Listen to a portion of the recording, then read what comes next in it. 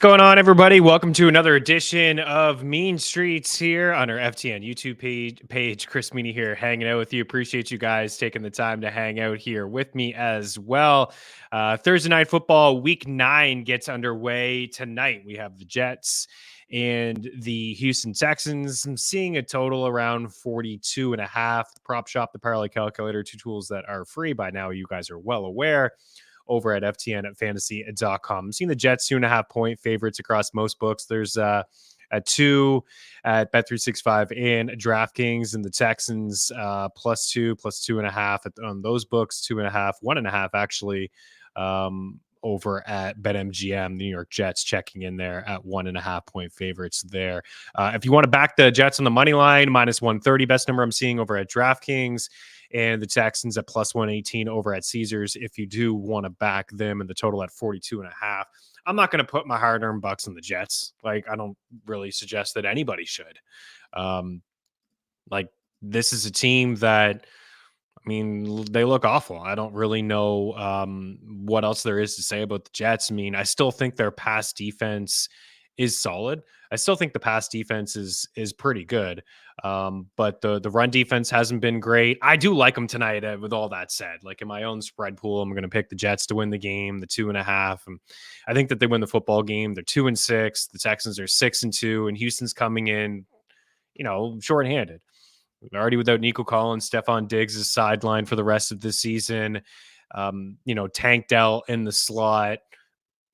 John Mechie, Xavier Hutchinson, Robert Woods. Like, it's tough for them to head into New York, and what will be, everything for the Jets tonight, right? The Texans are clearly going to want to win the football game as well and improve to 7-2, but tough spot for them on the short week.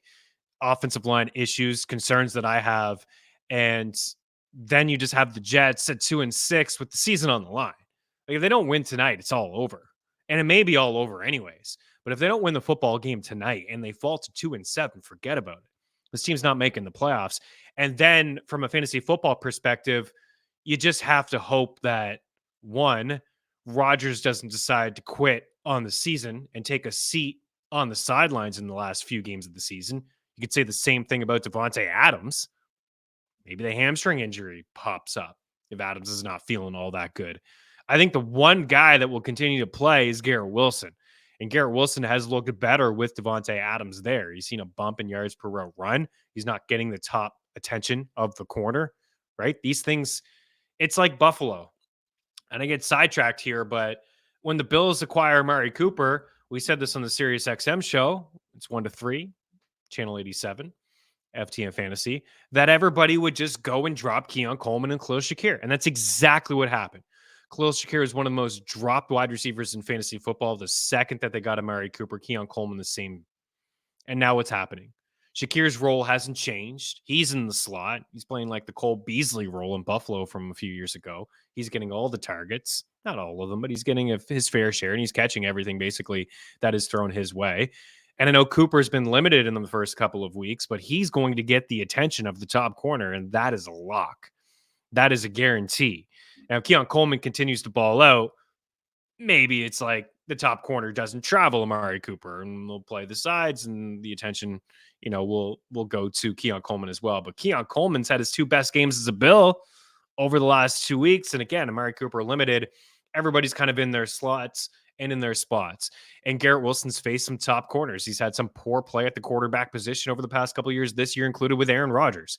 You got to go back into 2021, the last time Aaron Rodgers had a 300-yard passing game. 2021 is the last time Rodgers has had a 300-yard passing game. That came against the Chicago Bears late in the season. I do believe it was in December.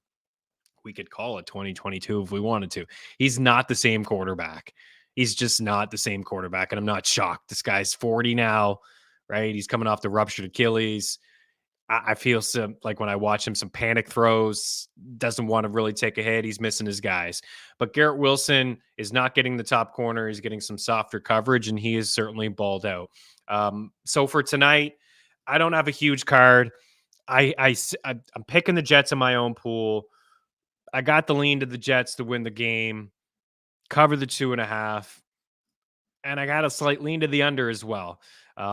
the Texans are going to want to run the football with Joe Mixon. He's had back-to-back games with 25 carries. CJ Stroud hasn't looked all that good since he lost his guy, Nico Collins. In that game against Buffalo, he had 300 yards passing, but in the second half when Nico wasn't there, he didn't look good in that game. And he also didn't look good, I didn't think, against the Packers. The offensive line, there were certainly some issues. I have CJ Stroud ranked as like quarterback 26. I think if you're a CJ Stroud owner, there's multiple options for you. Matthew Stafford is one. Jameis Winston is one. Joe Flacco's another guy. There are multiple options that I would rather have than CJ Stroud, who really just has one ceiling game so far in fantasy this year. It came week 4 against the Jags, and everybody lights out Jacksonville. They all light up Jacksonville. 345 yards and 2 touchdowns.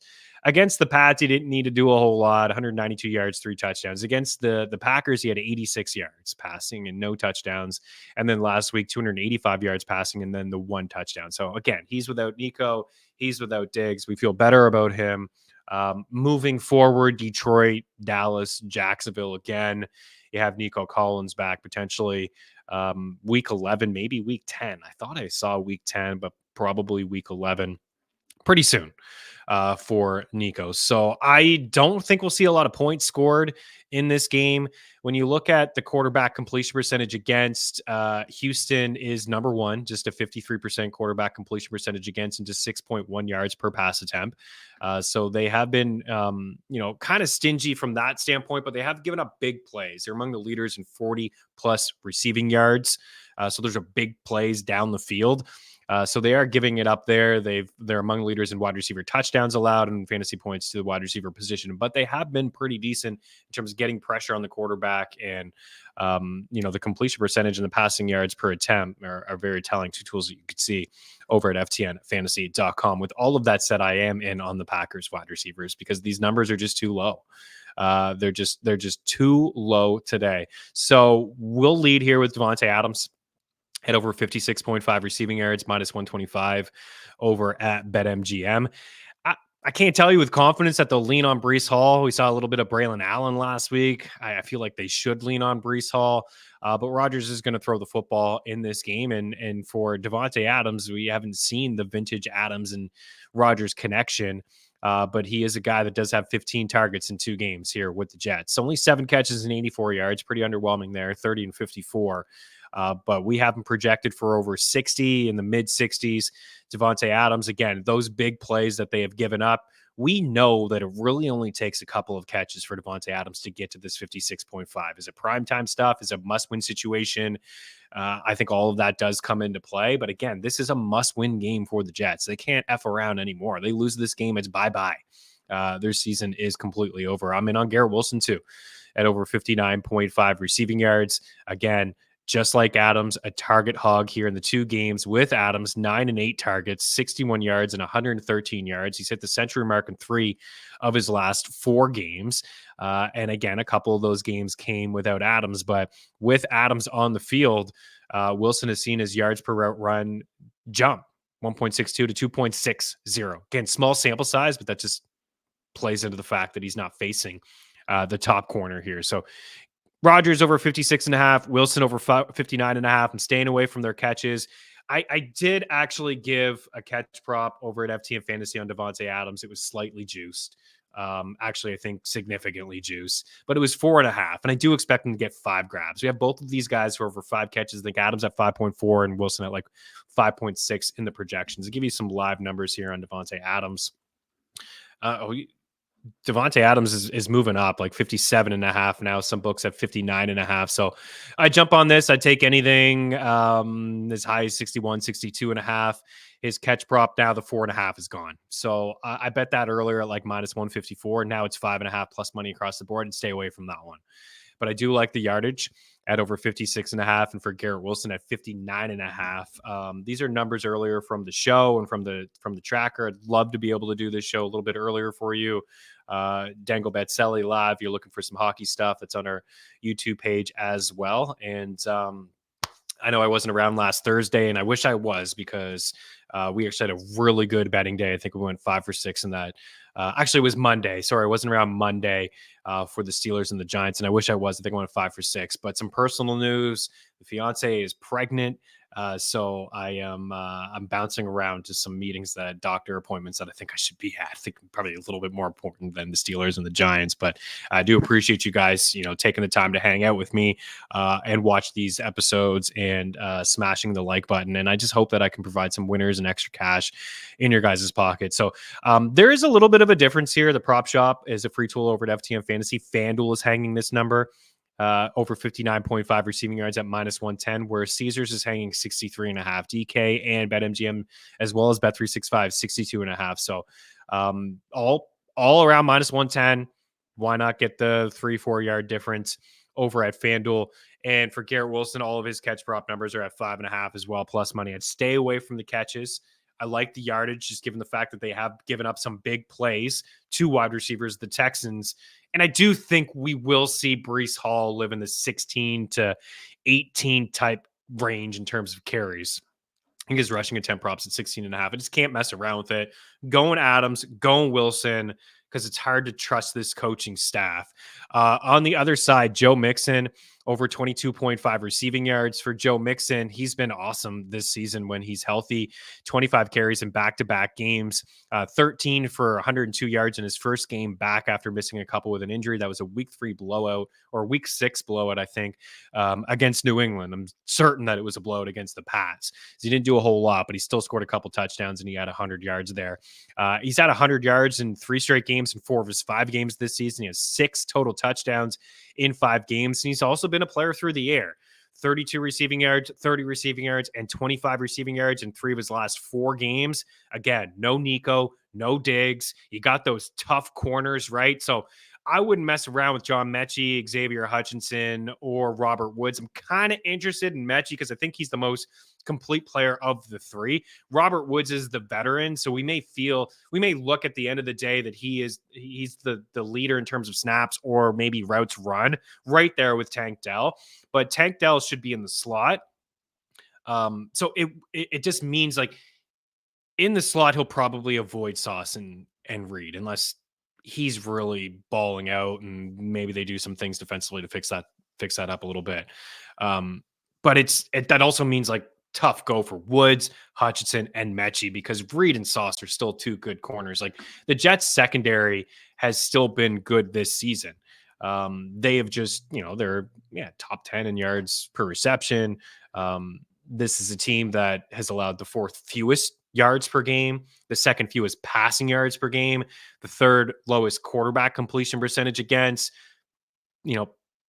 bottom 5 in terms of fantasy points per game to quarterbacks. It's not a good matchup for CJ Stroud or any of these weapons. They've allowed the 3rd fewest fantasy points per game to the wide receiver position. So I think we could see a couple checkdowns. We could see a couple catches out of the backfield for Joe Mixon. This is something he does very well. His rushing attempt props at 20, his rushing yard numbers at 81. Like the track record, given the Jets' rush defense, which is the worst part of their defense, and the fact that Mixon's probably going to touch the ball over 20 times on the ground, you feel like he will top the 81 rushing yards. We have him for around 84 in our projections. I thought I would come in here with the over 81. I think I would lean with the over that, just given the volume. Like Vegas is expecting 20 carries. I'm expecting 20 carries. You feel like all that volume that he flirts with that number. He busts 1 or 2. Maybe they can get some sort of play action and keep the defense honest. And then maybe it opens up a hole and Joe Mixon has like a 20 to 25 yard run. And then he certainly would get there. But I'm going to take the receiving yards, just given what I talked about with the secondary and the lack of weapons there in Houston. I like the under 221.5 passing yards for CJ Stroud. Again, good defense, offensive line concerns, 86 passing yards against the Packers, 192 against the Pats. And again, that game was a blowout. Even earlier in the year, 215 against the Vikings, a game that he struggled against Brian Flores and company. He did have the big games against the Jags and the Bills. Everybody has big games against the Jags. So I don't come in here too often with unders, but I think this play here, given where I have CJ Stroud in my rankings, it's quarterback 26, 27, under 221.5 receiving yards. And then with all of that said, I do like Tank Dell here for 5 grabs. He had 4 grabs last week. I think the fact that he's in the slot and he avoids Sauce and he avoids Reed is good for him. So over 4.5 catches, -118, over at BetMGM. So Adams over yards, Wilson over yards, Mixon over receiving yards. Do have a lean to the over rushing yards. If you wanted to go over rushing and receiving combined, it's a high number. I think it's at like 109. And the best number I'm seeing is at Bet Rivers. But me personally, this is my card and what I'm betting. If you wanted more action, I would lean with Mixon over rushing yards. And then CJ Stroud over 200, under 221 passing yards. Tank Dell over 4.5 catches. And this is what I have for touchdowns. The first two are chalky. We do this every time there's an island game. These running backs are just chalky. I think we gave Raheem Mostert at like plus 165. It was last week. I missed the show on Friday, but we had that in the bet tracker. We're up 33 units in props. So it's been pretty solid. We've done a decent job of calling some of these touchdowns. I get it. Like, these numbers are not very good for Mixon minus 125, for Breece Hall minus 115. But I think Mixon is my favorite touchdown prop. It's, of course, the odds aren't great, but if there's a guy that's going to score tonight, Mixon with just all of that volume. But I do think Devontae Adams scores a touchdown tonight, plus 160. I think that number is over at FanDuel. My long shot would be Dalton Schultz. Of course, like longer shots would be like Jets defense, maybe Texans defense, maybe a John Mechie touchdown, maybe a Ty Conklin touchdown. But this is the four that I'm going with. I think that we will see vintage Adams and Rodgers today. I think that it's just necessary. Because the season will be lost. If they lose today, they will be 2-7 and their season will be over. And then if you're an Adams owner, you're concerned with just like the volume and usage he's going to get the rest of the way and who's the quarterback going to be. You hope it doesn't come to that. Lean to the Jets and the under as well. Appreciate you guys taking the time to hang out. We will be back Friday. Again, I've missed a couple shows with some personal stuff happening in my life, but we'll be back on Friday. So keep her locked here. Subscribe to the FTN YouTube page to share some of the picks and some of the props. But if you do have Sirius, we're rolling over there from 1 to 3, Monday to Friday, over at Sirius XM Fantasy Sports Radio, channel 87, the FTN Show. FTN Show will save you a little bit of cash on any packages that you want over at ftnfantasy.com. Enjoy the football game tonight. Hopefully the winners are yours, and we earn a little bit of cash in the pocket so we can double down on Friday. Appreciate you guys. Have a good one. Cheers.